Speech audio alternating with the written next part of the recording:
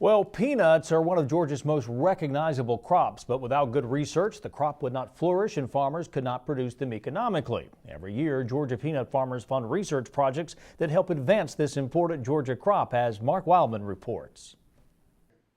Here in Tifton, Georgia peanut producers are hearing from UGA researchers on the details of the many peanut research projects that are being conducted around the state. We go from the beginning to the end, looking at breeding all the way through the agronomic practices of adapting varieties that are being bred for this area, all the way through yield and quality.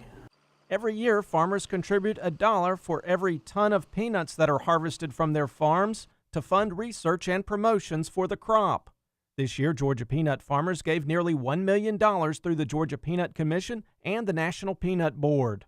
Farmers depend on this research to help them grow an abundant supply of peanuts and to make choices on their farms that will greatly enhance their efficiency.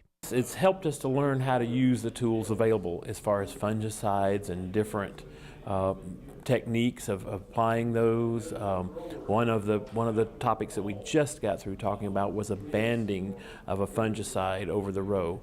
It not only saves money, but it's really highly effective in white mold control. I don't do that right now, but I think it's a tool that's available, and that's what we needed to think about, is providing growers with tools so they can do a better job with less money, perhaps.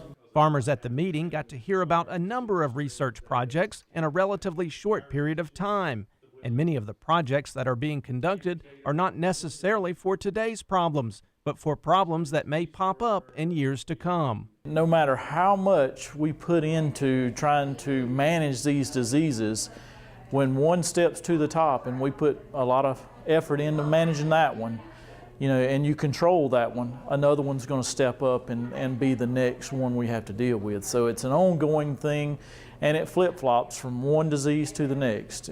Over the course of 5 or 10 years, they're going to change based on the environment. They're going to change based on the resistance that we're dealing with or the fungicide programs that we work on.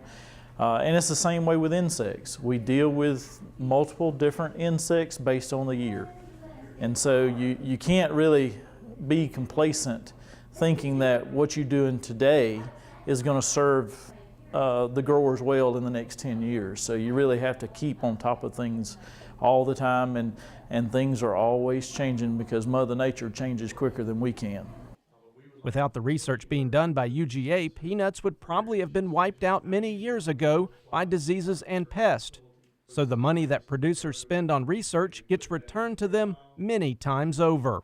I think if you look at it in terms of the number of years that we've been doing research and where we came from and where we are today and what the potential is, it's a great investment. You could really easily say every dollar that is put into the program, you're getting probably a tenfold return.